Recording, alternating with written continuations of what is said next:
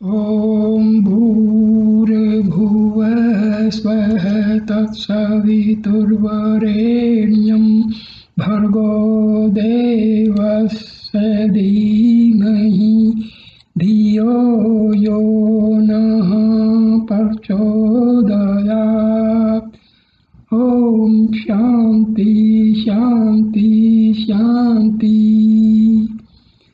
आज मैं आपके सामने उपनिषद के बारे में बतलाना चाहता हूँ। उपनिषद किसको कहते हैं, इनका क्या महत्व है। उपनिषद जो हैं वेदों से निकले हुए हैं। वेदों का जो अंतिम भाग है जिसमें ब्रह्म विद्या या आत्म विद्या का कथन किया गया है, उस भाग में से निकले हुए जो ग्रंथ हैं उनको हम उपनिषद कहते हैं। गिनती में 108 कहे जाते हैं, लेकिन 11 उपनिषद जो हैं महत्वपूर्ण हैं। उपनिषदों का जो दूसरा नाम है रहस्य विद्या बतलाया गया है। अब ये रहस्य विद्या क्यों कहते हैं? क्योंकि जो चीज़ें हमें आँखों से दिखाई देती हैं, हमारी ज्ञानेंद्रियों से जो प्रकट होती हैं भिन्न भिन्न रूप में, तो वो तो हम देख लेते हैं, लेकिन आत्मा परमात्मा जो आत्म विद्या है इसके बारे में लोगों को ज़्यादा पता नहीं है, क्योंकि वो आँखों से या इंद्रियों से उनका ज्ञान प्राप्त नहीं होता है। इस विद्या की प्राप्ति के लिए हमें बहुत ही अलग ढंग से जाना पड़ता है, इसलिए इसको हम रहस्य विद्या कहते हैं। क्योंकि इसमें सब कुछ अप्रत्यक्ष रूप से है, प्रत्यक्ष रूप में नहीं। आत्मा को हम देख नहीं पाते हैं, आत्मा एक शक्ति है, उसको हम देख नहीं पाते हैं। तो इस प्रकार इसको रहस्य विद्या कहा गया है। देखो, ये वैसे भी रहस्य में इसलिए है कि इसको जानने के लिए किसी एक इंसान ने कभी जो है खोज नहीं कर पाया है। ये अलग अलग व्यक्तियों ने इसके बारे में बहुत से रहस्य प्रकट किए हैं। एक व्यक्ति ऐसा नहीं हो सकता है और उस व्यक्ति का जो मत है वो सर्वमान्य नहीं रहा है। इस रहस्य विद्या को जानने का अधिकार प्राप्त करने के लिए हमें नचिकेता के समान सर्वस्व त्याग करना पड़ेगा। उपनिषदों में उस काल की अध्यात्म एवं दर्शन संबंधी सामग्रियों के भव्य चित्र ही नहीं सजाए गए हैं, परंतु भारतीय जीवन दर्शन के सभी पहलुओं का गंभीर विवेचन भी उनके अंदर किया गया है। मानव जीवन में ही नहीं, इस निखिल विश्व में व्याप्त सत्य की जिज्ञासा एवं उसके अन्वेषण के लिए उपयोगी साधना की ऐसी उत्कट उत्कंठा उसमें व्यक्त है जो विश्व के विस्तृत वांग्मय में अन्यत्र दुर्लभ है। मानवीय प्रतिभा एवं पहुंच का इनसे बढ़कर कोई दूसरा उदाहरण इस रूप में अभी तक नहीं बन सका है। ये जो उपनिषद हैं ये सारे हमारे ऋषि महर्षि और महात्माओं के द्वारा इनका संकलन किया गया है, इनकी रचना की गई है। सचमुच मानव की उत्कृष्ट कल्पना का ऐसा शाश्वत एवं कल्याण रूप विश्व साहित्य में अभी तक दूसरा नहीं दिखाई पड़ता है। यही कारण है कि आर्य धर्म ने मानने वाले भी उन पर तन मन धन से निछावर हैं। सुप्रसिद्ध जर्मन दार्शनिक शोपेनहावर ने उपनिषद के संबंध में अपना विचार व्यक्त करते हुए एक अवसर पर कहा है, यह मुझे जीवन में शांति देती रही है और मृत्यु के समय भी शांति देगी। सारे संसार में ऐसा कोई स्वाध्याय नहीं है जो उपनिषदों के समान उपयोगी और उन्नति की ओर ले जाने वाला हो। वे उत्तम बुद्धि की उपज हैं। आगे या पीछे एक दिन तो ऐसा होना ही है कि यही विश्व की जनता का धर्म होगा। देखिए, पाश्चात्य जो विद्वान रहे हैं उनका जो अध्ययन रहा है वो मन और साइकोलॉजी तक सीमित रहा है। पहली बात, उनके जो है पाश्चात्य लोगों के धर्म में कह लो या उनकी संस्कृति में कह लो, आत्मा का कोई उल्लेख नहीं। ये तो हमारे उपनिषदों से उन्होंने जाना है कि आत्मा भी कोई होता है। उन लोगों को इस चीज का, वो सिर्फ मन की मतलब मनोविज्ञान तक ही उनका सीमित रहा है। मनोविज्ञान और अध्यात्म में बहुत फर्क है, क्योंकि मन से जो हम मन का जो विज्ञान है उसको मनोविज्ञान कहते हैं, और जो आत्मविद्या है ये हमारी आत्मा से संबंधित है। मैंने पहले एक वीडियो में आत्मा और मन का संबंध समझाया है। देखिए, मन वास्तव में होता नहीं है।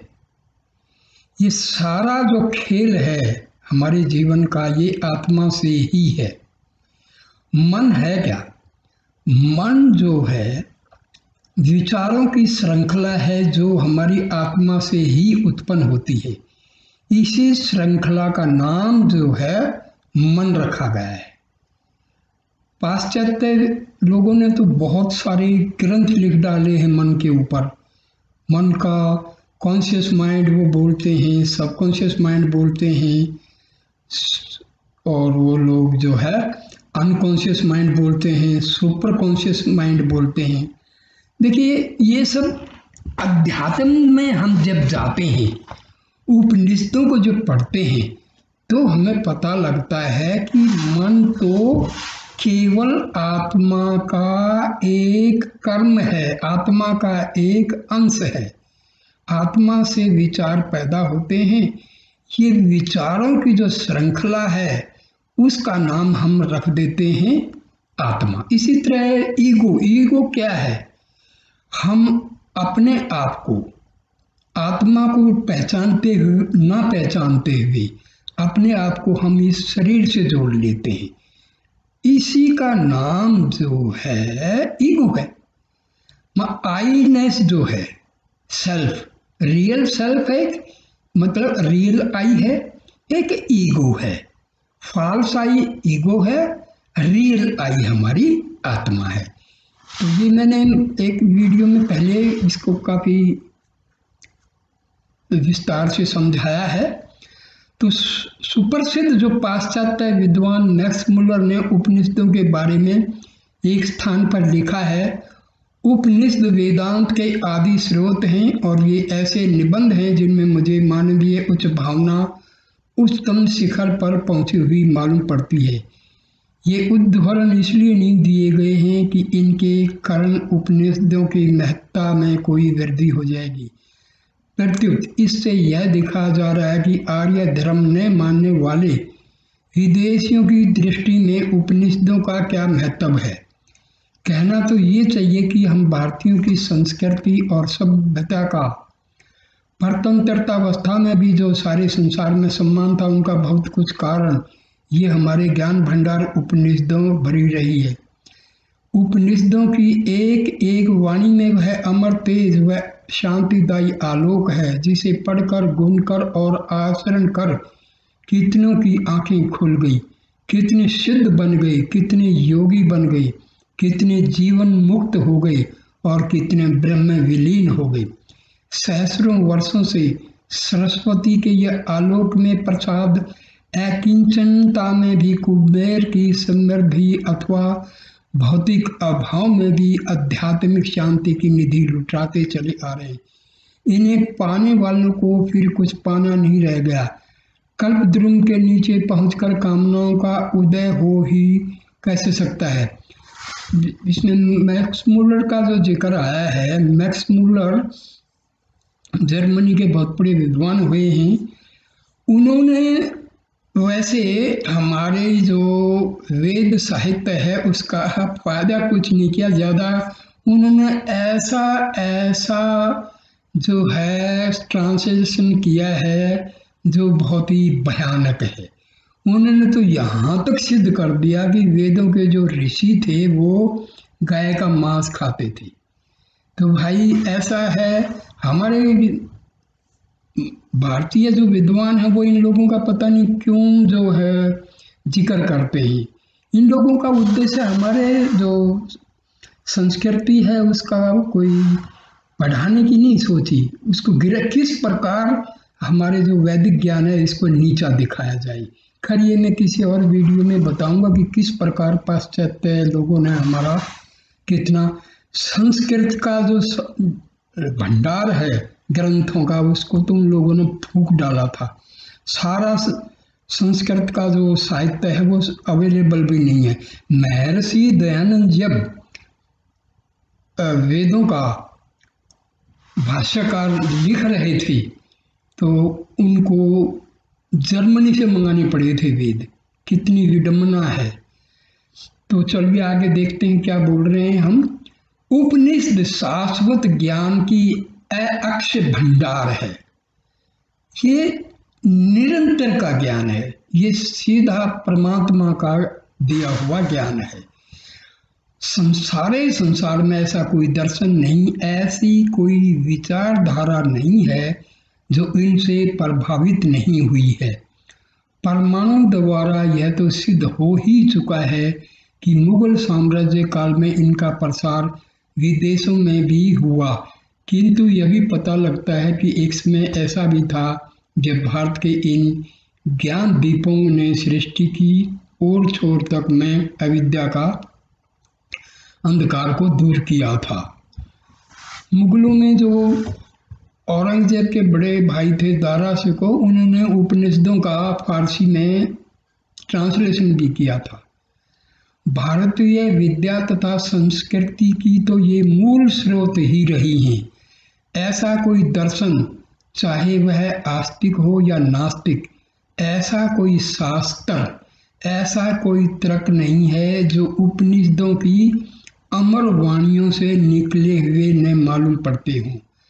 सारी युक्तियां, सारे तंत्र, समूचे प्राण, संपूर्ण पदार्थ, विज्ञान की विभिन्न धाराएं, विद्या की समस्त श्रेणियां, अधिक क्या मानव जाति के सुख शांति के सारे उपाय इन्हीं काम धैन्यों की कृपा से प्राप्त होते दिखाई पड़ते हैं। इस प्रपंच में जगत में जो भी दुख, दैन्य, दारिद्र्य, पाप, संताप हैं, उन सब को समाप्त करने के लिए उपनिषद कल्पद्रुम के समान है। ऐसी कोई विद्या या कोई कला नहीं है जो इनमें ना हो। आचार शास्त्र तथा उच्च कोटि की सभ्यता से लेकर परम आध्यात्मिक शांति एवं पारलौकिक निश्रेयस के लिए ये सदा खुली हुई हैं।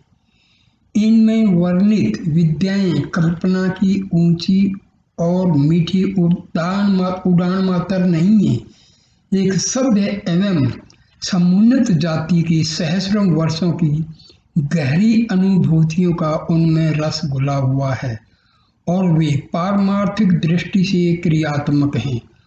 उपनिषदों में दी गई शिक्षाओं को व्यवहारिक रूप में लाकर कोई भी व्यक्ति, कोई भी समाज अवंती के गर्त में कभी नहीं गिर सकता, प्रत्युत दुख देने से छुटकारा पा सकता है। विद्वेष व घृणा की आग से उसे कोई भय नहीं हो सकता और न भौतिक अभाव के कारण उसे दर दर भटकना ही पड़ेगा। काम, क्रोध आदि विकारों को दूर करने की इनमें अमोघ शक्ति है। आत्म ज्योति को पहचानने के लिए इनसे बढ़कर कोई दूसरा साधन नहीं है। इनमें वह दिव्य तेज है जिससे कोई भी देश, कोई भी जाति, कोई भी समाज सदा उद्भासित रह सकता है और गिरी अवस्था में भी पुण्य उत्थान को प्राप्त कर सकता है। सामान्य पशु से मनुष्य बनाने की शक्ति का तो कुछ कहना ही नहीं है। इनमें मानव पुत्र को अमृत पुत्र बनाने या अमरत्व प्राप्त करने के सारे रहस्य भरे पड़े हैं। इनमें बताए गए संयमों के द्वारा मानव बड़ी सरलता और सुगमता से अमर बन सकता है। देखिए, अमर शब्द जो है ये भी बहुत ही भ्रम फैलाया हुआ है। हमारा शरीर जो है वो पदार्थ से बना हुआ है और पदार्थ जो है वो परिवर्तनशील है। जो चीज परिवर्तनशील होती है वो अमर हो ही नहीं सकती, क्योंकि मैटर जो है ये चेंज होता रहता है। तो हमारा शरीर तो मैटर का बना है, 5 तत्वों से बना है, तो शरीर तो अमर नहीं हो सकता है। अमर जो शब्द है वो आत्मा के साथ जुड़ा हुआ है, क्योंकि आत्मा का कोई जन्म नहीं, आत्मा की कोई मृत्यु नहीं, आत्मा अमर है। तो अमर शब्द जो है ये हमारी आत्मा से संबंध रखता है, ना कि शरीर से। तो लोग उन कहानियां बड़े बड़े कहते हैं कि भाई ये फला फला फला और अमर हो गए। अमर का मतलब क्या होता है? जिन्होंने आत्म साक्षात कर लिया, ब्रह्म का दर्शन हो गया, तो उनको अमर कहा जाता है, ना कि शरीर से। ये बहुत सारी गलतफहमियां हैं जो चल रही हैं, लेकिन अमर का मतलब आत्मा से है, और जिन्होंने आत्मा को पा लिया हम उनको कहेंगे कि वो अमर हो गए। देखिए,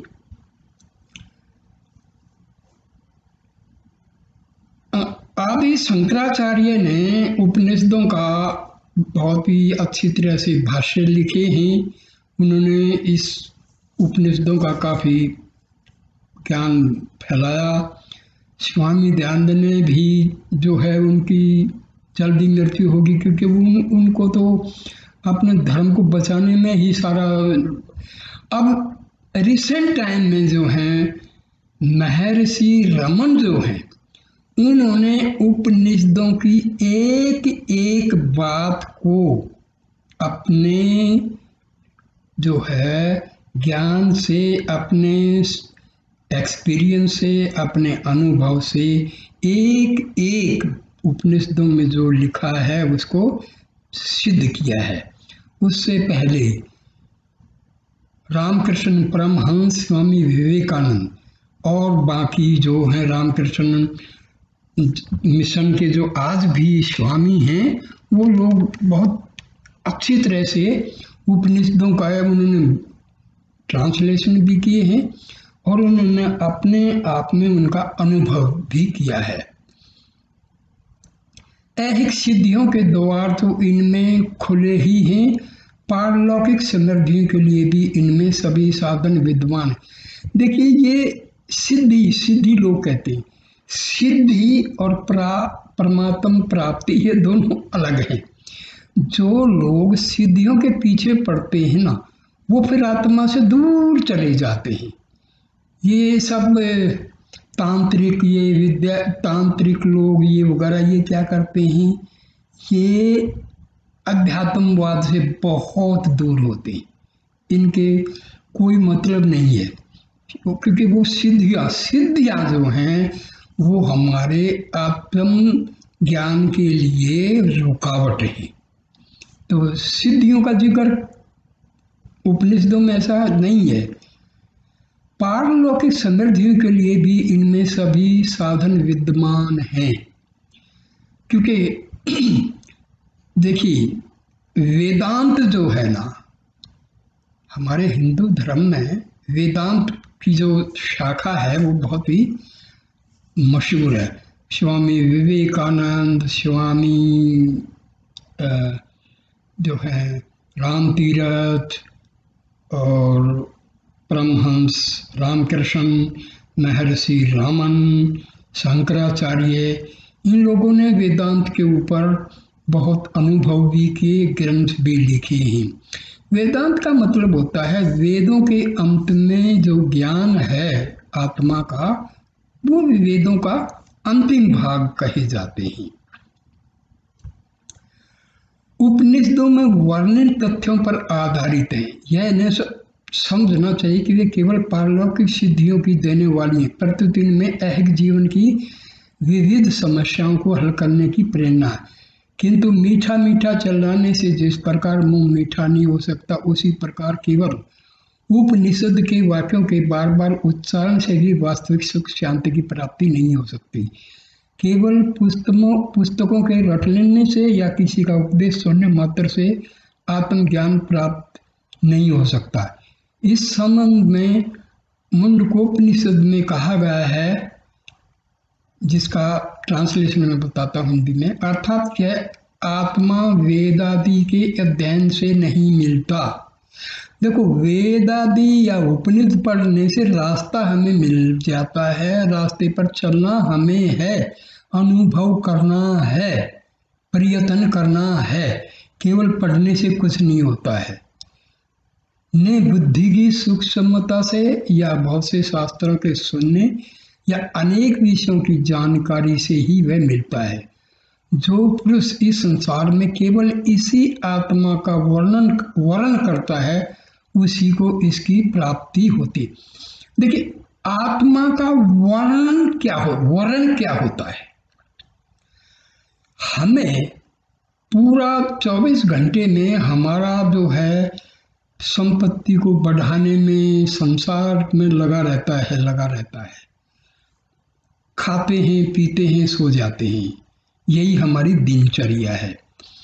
देखो, आत्मा की जो वर्णन करने का मतलब क्या होता है, हमें मेडिटेशन करना चाहिए, ध्यान में बैठना चाहिए और अंदर डूबना चाहिए, क्योंकि अंदर ही हमारी आत्मा का निवास है। हमारा अध्यात्म के हृदय कहते हैं, हमारे ऋषि मुनियों ने कहा है कि हमारा एक तो जो हृदय जिसमें रक्त शुद्धि वगैरह का काम होता है, दूसरा हृदय है जिसमें अध्यात्म मतलब आत्मा रहती है, स्पिरिचुअल हार्ट उसको बोला जाता है। तो हमें उसमें पहुंचना होता है और हमें कोशिश करके अपने मन को भी उसी में पहुंचा देना होता है।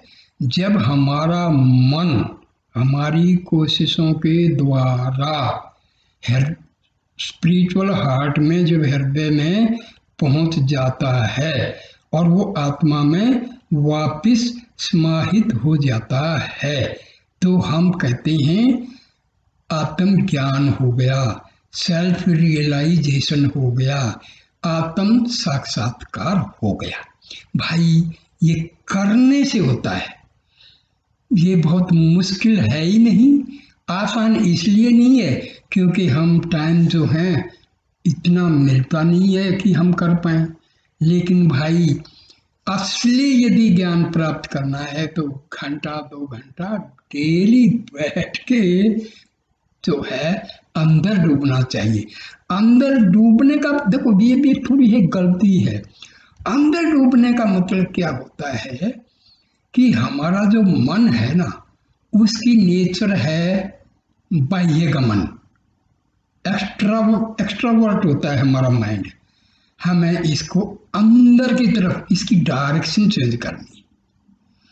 मन तो बार बार बाहर जाएगा संसार में, ये इसकी प्रकृति है, ये इसकी नेचर है।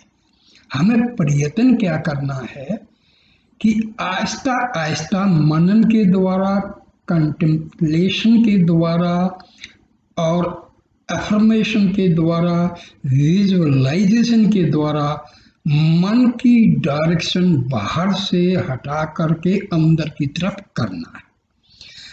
मन जो है आहिस्ता आहिस्ता आहिस्ता हमारे अध्यात्म पे, हृदय में जब पहुंच जाता है तो ये अपने स्रोत में, अपने सोर्स में मिल जाता है। तो इसमें भाई करने से होगा।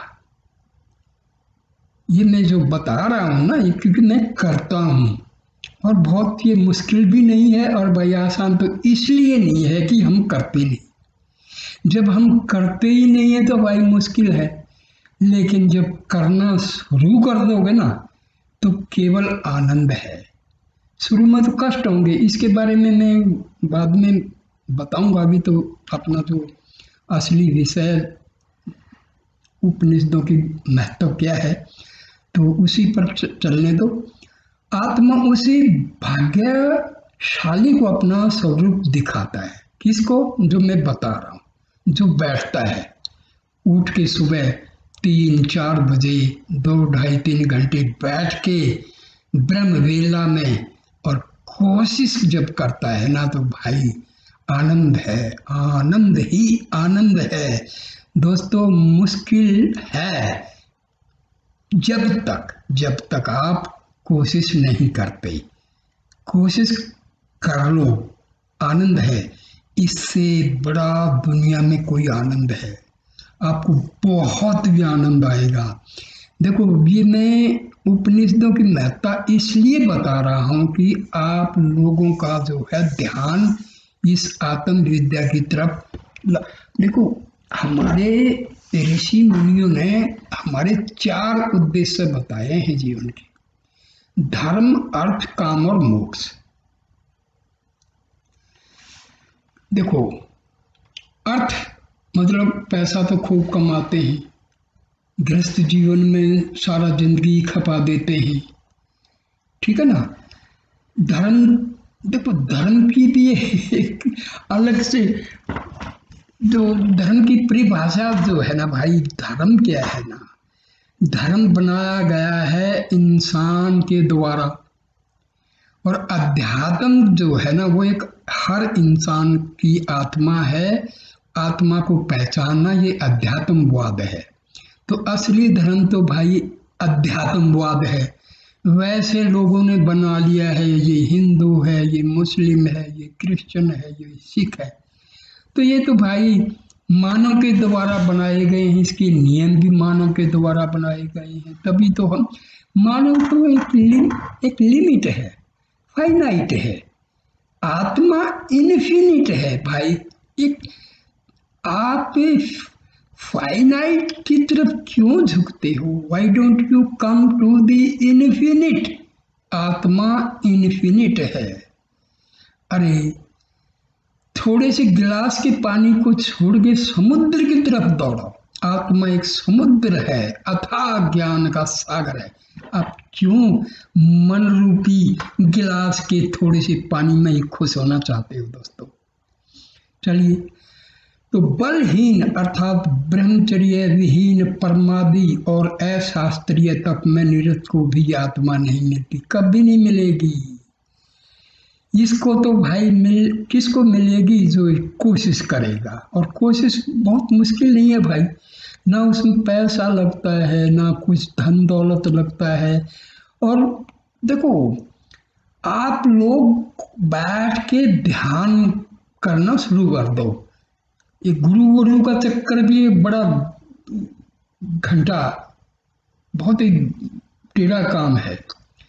गुरु जो है ना, जो भी आपको अंधेरे से प्रकाश में ले जाए वो गुरु है। और भाई आत्मा से बड़ा कोई गुरु नहीं होता है। हमारी आत्मा के अंदर वेदों का, उपनिषदों का, पूरे ब्रह्म ज्ञान का भंडार भरा पड़ा है। लेकिन भाई हम तो वो ऐसे बस चक्कर काट रहे हैं। हाँ, अमृत का कुआं भरा हुआ है, उसके चक्कर काट रहे हैं। कोशिश नहीं करते कि पी के देखें। खजाना भरा पड़ा है हमारी आत्मा में और हम चक्कर काट रहे हैं। हम सोचते हैं कि इसमें सुख मिलेगा, मकान में सुख मिलेगा, कार में सुख मिलेगा। भाई सुख तो अंदर है, झांक लो, थोड़ा सा झांक लो, नहीं तो भाई पछताना पड़ता है। इसको पाने के लिए मनुष्य को पहले इनके वचनों को सुनो, उसके बाद उन पर पूरा मनन करो। एकांत में शांत मन से उन पर विचार करो। इसके अनंतर चित्त वृत्तियों को समेट कर, अंतर्मुखी बनकर मन में एकाग्र चित्त हो ध्यान धरो। तभी तुम्हें वह महाज्योति, अखंड आनंद और शाश्वत शांति का सरोवर नहाने को मिलेगा। उसे प्राप्त कर लेने पर तुम्हारे हृदय की सब गांठें अपने आप खुल जाएंगी, सारे संशय दूर हो जाएंगी, सभी शुभ अशुभ कर्मों का बंधन टूट जाएगा और तुम जीवन मुक्त बन जाओ। दोस्तों, ये उपनिषदों में लिखा है, मैं सिंपल भाषा में समझा रहा हूं मेरे दोस्तों। मन जो है हमेशा हमें दुनियादारी में भटकाएगा। आप जब ध्यान में बैठोगे तो ये आपको बैठने नहीं देगा, बिल्कुल भी, क्योंकि ये आत्मा के पास आपको पहुंचने ही नहीं देगा। ये जो मैं बार बार आप शब्द का यूज कर रहा हूं ना मेरे भाई, मैंने पहले बताया था, हमारा एक तो जो आई है वो है फॉल्स, जिसको हम ईगो कहते हैं, और एक आई है हमारी आत्मा, जिसको हम सेल्फ कहते हैं। तो मैं बार बार जो आप कह रहा हूं, मैं ये ईगो को रेफरेंस में कह रहा हूं, क्योंकि हमारे डे टू डे लाइफ में जो कर्म हम करते हैं वो सब, आत्मा तो केवल विटनेस है। मन के द्वारा, बुद्धि के द्वारा, ईगो ही हमारा मास्टर है। हमारा जो दैनिक जीवन का जो कंट्रोल है वो ईगो के पास है। ठीक है ना, क्या करना है, ये ठीक है, ये गलत है, ये बुद्धि और मन का जो है डिसीजन मेकिंग है। बाकी कंट्रोल है ईगो का। आत्मा जो है फ्री विल के हिसाब से, आत्मा ने आपको फ्री छोड़ रखा है। It is your wish and will what you want to do. आपको जो करना है वो फ्री विल है आपकी। अब नियम में बंध के चलोगे, उपनिषदों की सुनोगे, वेदों की सुनोगे, उसके अनुसार चलोगे, तो भाई आपका जो आखिरी जो चीज है मोक्ष, ठीक है ना, वो आपका काम बन जाएगा। और मन की, बुद्धि की, ईगो की चलोगे तो भाई पिसते रहो, जन्म लेते रहो, मौत, जन्म, मर्त, डेथ एंड बर्थ का साइकिल में रगड़े खाते रहो। अदरवाइज वेरी सिंपल, आप भाई ऑफिस में काम करते हैं, आपने फैक्ट्रियां लगा रखी, कोई प्रॉब्लम नहीं है। केवल शाम को जब आप ऑफिस से, फैक्ट्री से, अपने वर्क प्लेस से जब आ जाते हैं, खा के पी के 1 घंटा अपने मकान के कोने में अकेले बैठ जाओ और सोचना शुरू कर दो कि मैं कौन हूं, कहां से आया हूं, क्या करने आया हूं, मेरा उद्देश्य क्या है, मैंने अपने उद्देश्य प्राप्ति के लिए क्या क्या किया है, कहाँ भटक रहा हूं। तो ये थोड़ा थोड़ा थोड़ा विचार करो। असली चीज क्या है विचार करने की, कि हमें आत्मा तक पहुंचना है। महर्षि रमन ने बहुत बढ़िया तरीका बताया गया है, उसका नाम दिया गया है सेल्फ इंक्वायरी। उस पर मैं अलग से वीडियो दूंगा और ऐसे मतलब बहुत समझा के अनुभव, अपने अनुभव से मैं समझा दूंगा। लेकिन भाई करो तो, करना तो आपको है। किताब पढ़ने से कुछ नहीं होने वाला है, क्योंकि जो करने की चीज है वो केवल पढ़ने से नहीं होगा, करना है। बहुत उपनिषद का जो ज्ञान है ना, वो इतना इतना इतना प्यारा ज्ञान है ना, एक बार इसमें आपका ध्यान हो जाए, इंक्लिनेशन इसकी तरफ हो जाए, तो फिर आपका जीवन सुधर जाएगा। मेरे भाई ये याद रखना, जो लोग परमात्मा की तरफ चलते हैं ना, तो उनको लक्ष्मी, धन, दौलत, इन चीजों की कमी नहीं रहती है। यदि कमी है तो उनमें असंतोष की भावना खत्म हो जाती है। ये ध्यान देने की चीजें हैं। तो चलो, इस प्रकार यदि देखा जाए तो उपनिषदों का एक एक अक्षर एक एक बहुमूल्य रत्न है। ये हिंदू जाति के लिए ही गर्व की वस्तु नहीं है, प्रत्युत मानव जाति मात्र के लिए गौरव की वस्तु। देखिए भाई, मैंने पहले ही बताया है, धर्म किसने बनाए? इंसान ने।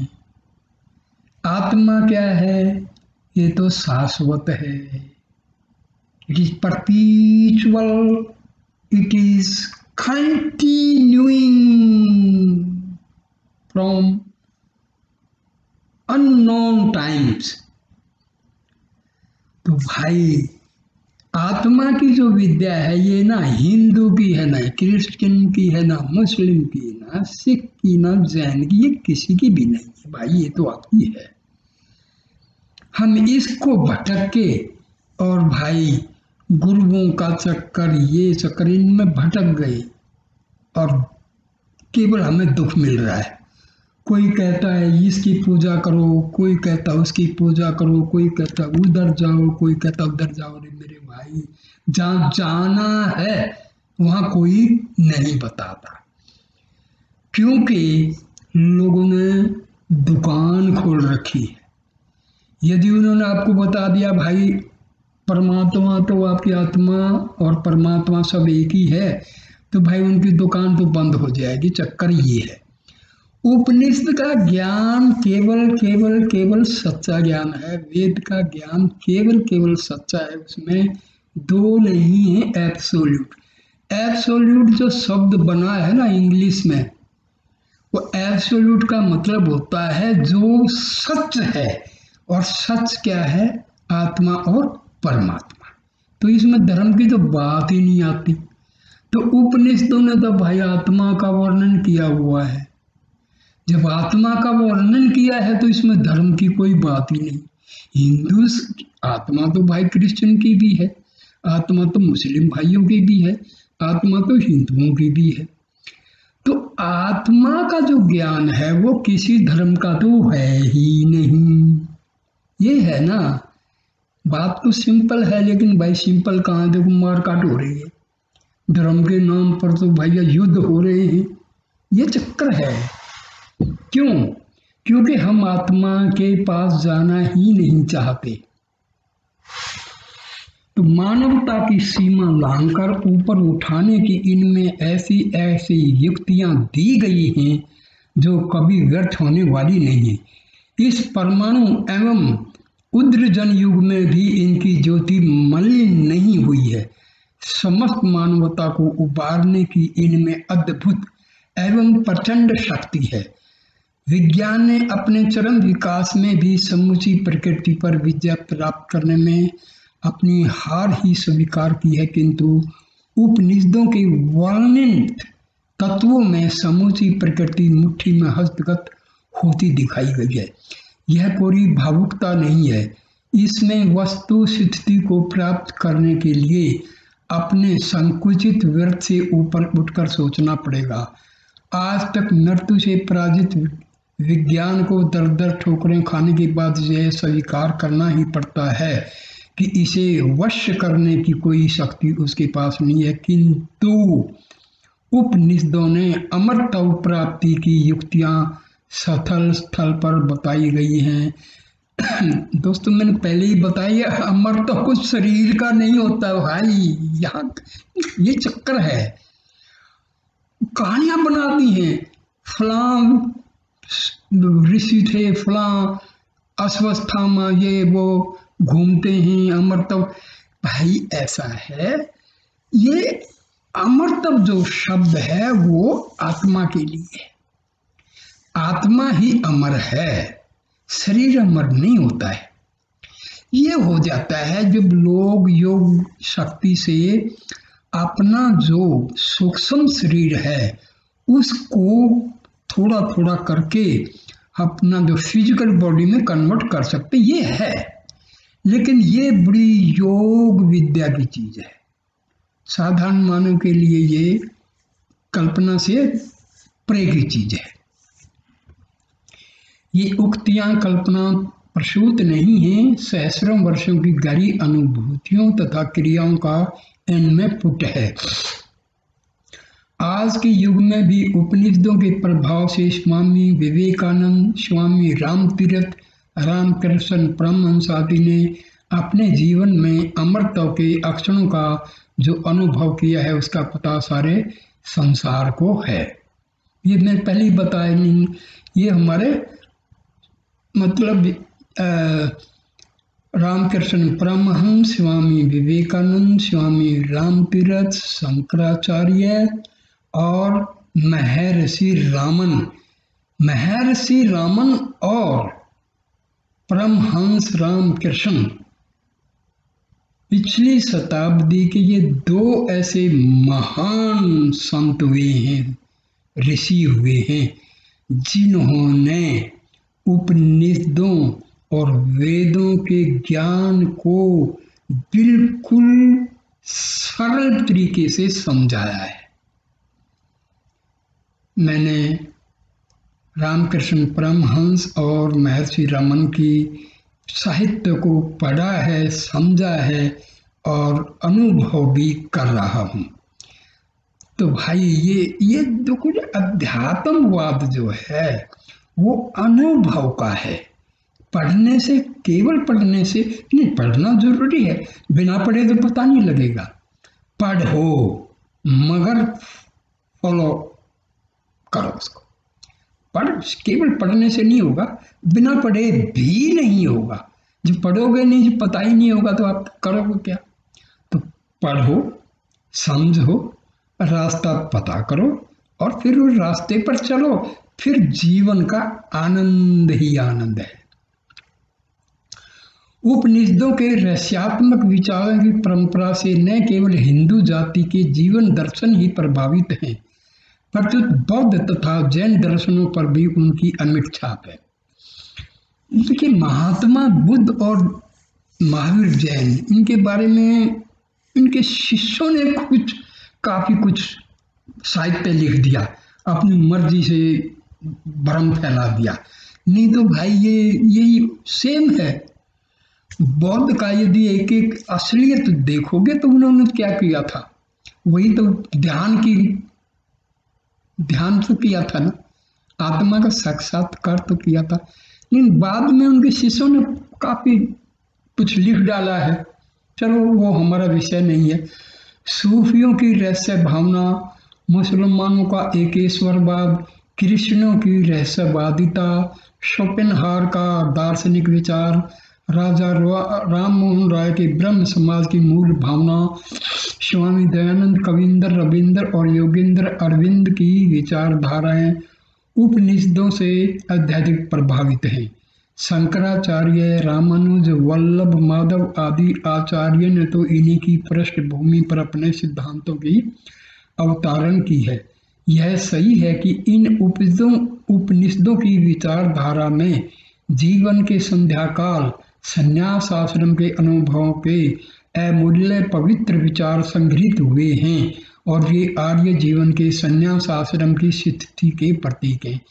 किंतु इससे यह नहीं मान लेना चाहिए कि इनमें लोक जीवन या लोक संग्रह की भावनाओं का जानबूझकर निरादर किया गया है। कहना तो यह चाहिए कि प्रथम के 3 आश्रम का सार तत्व भी इनमें आ गया है। इनके विचार इतने गूढ़, उदात्त और व्यापक हैं कि इनमें सब स्थिति के लोग समान लाभ उठा सकते हैं। यही कारण है कि क्या सब धर्मी, क्या विधर्मी, क्या पौवार्त, क्या पाश्चात्य, सभी विचारकों के लिए ये प्रेरणा और स्मृति के स्रोत हैं। व्यापक मानव धर्म और उनके जीवन दर्शन के क्षेत्र में किसी भौगोलिक रेखा से आबद्ध नहीं हैं और न काल की सीमा रेखा ही इनकी प्रसिद्धि और सनातनता में कोई बट्टा लगा सकी है। ज्ञान और अनुभूतियों का मस्तिष्क और हृदय का इनमें ऐसा मधुर समन्वय है कि कहीं विषमता का कहीं पता। देखो, वेदांत के 3 अंग हैं। सबसे पहले उपनिषद हैं, दूसरे गीता हैं और तीसरे जो हैं वेदांत दर्शन है।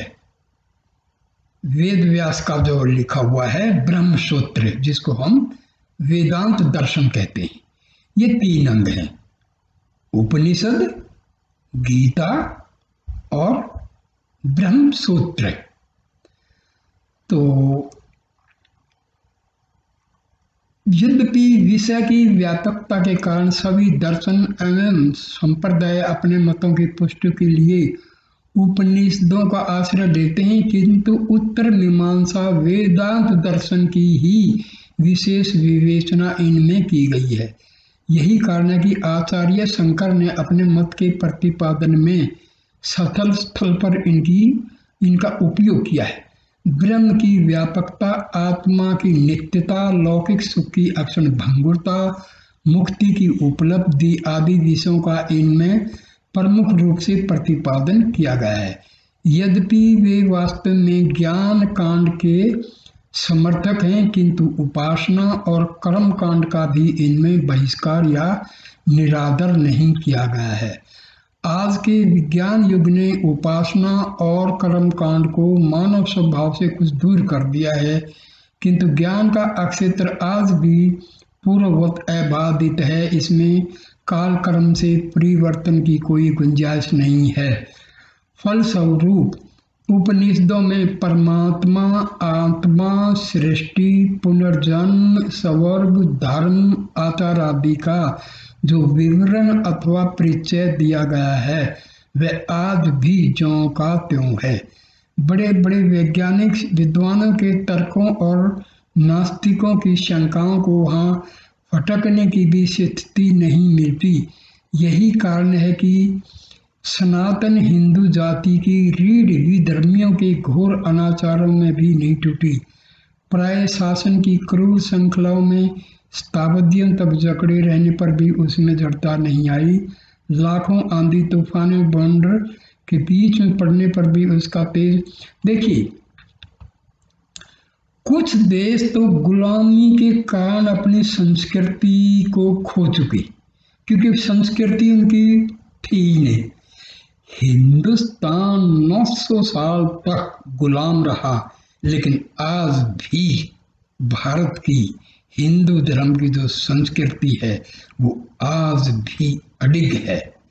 इसको क्यों? क्योंकि वो सच्चे उस पर रास्ते पर थे। हमारे ऋषियों ने जो रास्ता सुझाया है वो निरंतर बहने वाली गंगा की तरह है। व्यापक लोकप्रियता के कारण उपनिषदों की संख्या बढ़ते बढ़ते 200 से भी अधिक बन गई है, किंतु उनमें मुख्य 18 ही हैं, जिनकी गणना स्वामी शंकराचार्य ने अपने भाषा में की है। महर्षि दयानंद ने 11 बताए हैं, महर्षि रमन ने भी 11 ही बताए हैं, और स्वामी विवेकानंद और जो रामकृष्ण परमहंस के जो शिष्य हैं, रामाकृष्ण मिशन के जो स्वामी जी हैं, उन्होंने भी 11 ही बताए हैं। वैसे 108 बोलते हैं, लेकिन प्रमुख जो बिल्कुल ऑथेंटिकेटेड हैं वो 11 हैं। ऐसा मालूम पड़ता है कि ये शेष सारी उपनिषदें शंकराचार्य के बाद बनी होंगी।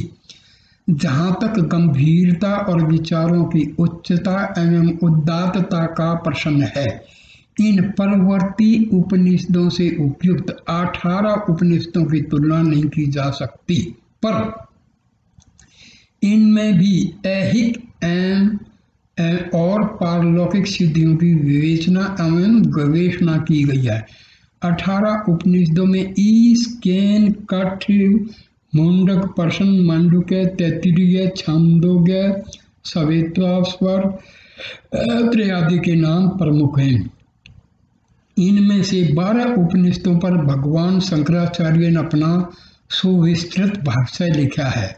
महर्षि पतंजलि ने अपने महाभाष्य में चारों वेदों की शाखाओं की संख्या कुल मिलाकर 1130 बताई है।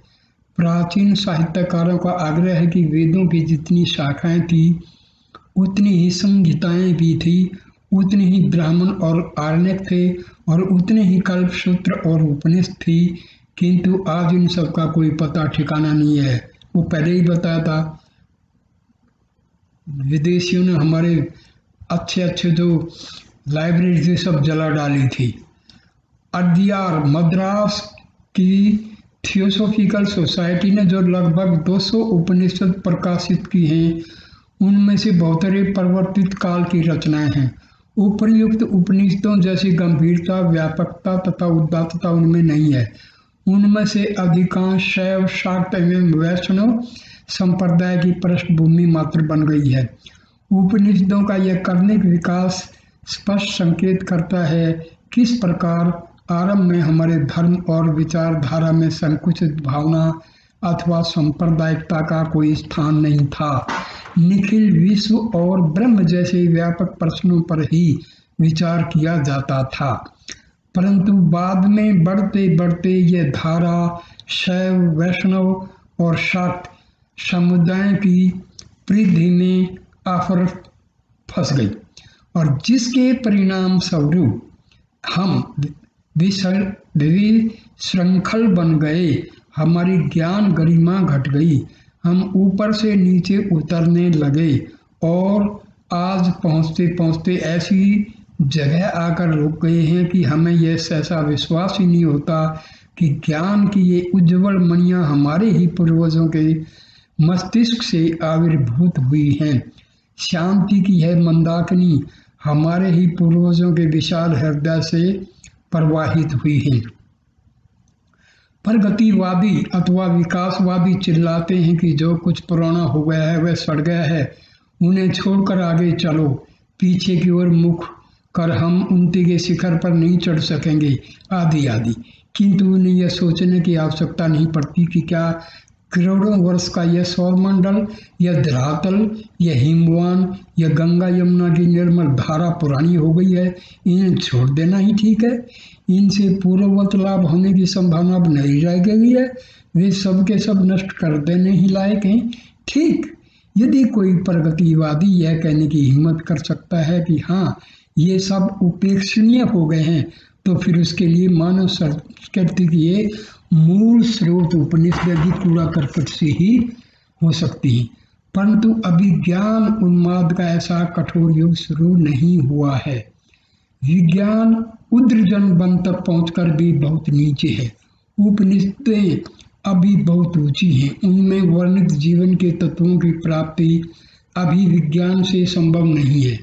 ट्यूबवेल लगाकर हम 10-20 बीघा खेती की सिंचाई भले ही कर लें, पर हरिद्वार का कुंभ अथवा तीर्थराज प्रयाग का संगम उस कूप के तट पर नहीं लगेगा।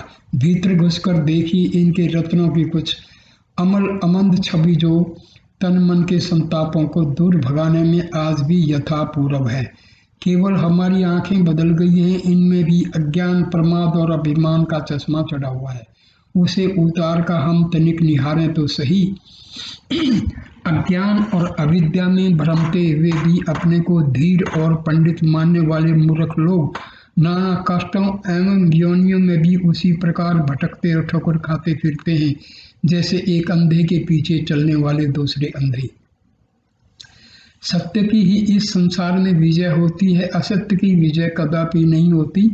सत्य धर्म से ही ब्रह्मलोक की प्राप्ति का वह विस्तृत मार्ग देवयान प्राप्त होता है, जिसके द्वारा अपनी कामनाओं को प्राप्त करने वाले महर्षि गण उस परम धाम में गमन करते हैं जहाँ वह सत्य का परम आश्रय परमात्मा निवास करता है। यह आत्मा सर्वदा सत्य से, तपस्या से, यथार्थ ज्ञान से और ब्रह्मचर्य से पाया जाता है। निष्पाप और यत्न में निरंतर रहने वाले लोग इस निष्कलंक और प्रकाश स्वरूप आत्मा को अपने अंतःकरण में ही देखते हैं। हमारे पूर्व आचार्यों की यह शिक्षा अकेले ही भारतीय संस्कृति के सभी अंगों पर प्रकाश डालने में पर्याप्त है। भारत के पास कुछ रहे या न रहे, यदि उसके निवासी अपने पूर्वजों की इस अमर वाणी का ही केवल अनुसरण करते रहेंगे तो उन्हें कल्पांत तक अकिंचन दुखी और अशांत होने का कोई कारण नहीं होगा। इस प्रकार विश्व के विस्तृत वाङ्मय में साहित्य, वाङ्मय का मतलब होता है साहित्य में उपनिषद की महत्ता बेजोड़ है। वे न केवल अपनी परम प्राचीनता के कारण आदरणीय हैं, तर्तुत उनकी सहज सुखदायिनी सूक्तियाँ अमरत्व का संदेश देने वाली हैं। भारतीय आर्य संस्कृति का समुन्नत एवं शुद्ध रूप तो सदा से इन्हें अमृत वाटिकाओं में निमज्जित होकर निखरा है। ये किसी संप्रदाय विशेष की वस्तु नहीं है। इनकी सामान्य दृष्टि वसुधैव कुटुंबम के महान एवं पुनीत लक्ष्य पर स्थिर है। यही कारण है कि देश विदेश सर्वत्र इनका आदर सम्मान है। पर यह सब होते हुए भी उपनिषद सर्वसाधारण के लाभ में नहीं आती। इनकी गहन गंभीरता की दुहाई देकर जब हमारे कितने संस्कृतज्ञ पंडित जन भी इनके अमर संदेश से आजीवन वंचित रह जाते हैं, तब केवल हिंदी जानने वालों का या दोष। आज तक अनेक उपनिषदों के, देखो भाई, भाषा इंपॉर्टेंट नहीं है। असली चीज क्या है कि किसी भाषा के द्वारा ज्ञान क्या है, असली चीज ये है। तो हमें जो है ना, उपनिषदों में मैंने बताया ना कि उदाहरण दे करके, कहानी दे करके बड़ा अच्छे तरीके से समझाया गया है। तो अब इसके आगे जो मैं महत्व जो बताया हूँ, इसके आगे में उपनिषदों की कहानियों के द्वारा किस प्रकार जो है ज्ञान का संचार किया गया है हमारे ऋषियों द्वारा, तो ये मैं कहानियों की एक श्रृंखला शुरू करूंगा।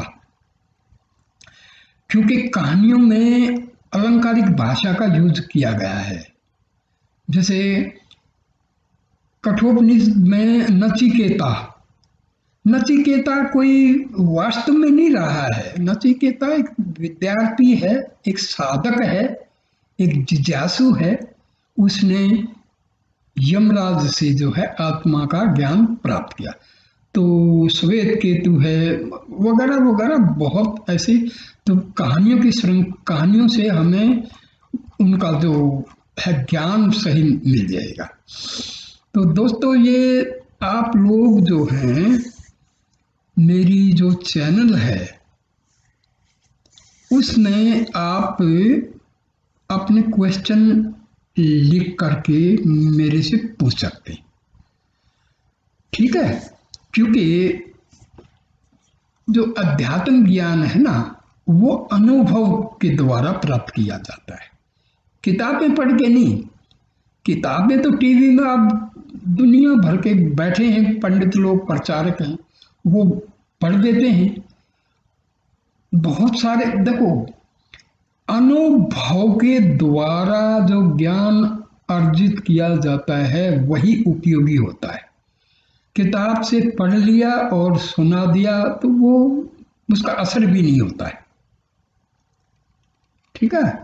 तो आप लोग जो है मेरे से पूछ सकते हैं, आपको जो डाउट आए वो पूछ सकते हैं, ठीक है। नमस्ते दोस्तों।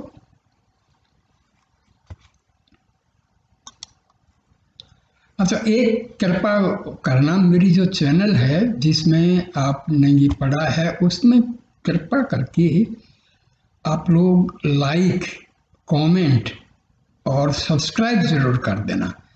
दोस्तों, ये चैनल मैंने इसीलिए शुरू की है कि आज बहुत भ्रम फैला हुआ है, बहुत सारे लोग हैं गुरु बनते हैं।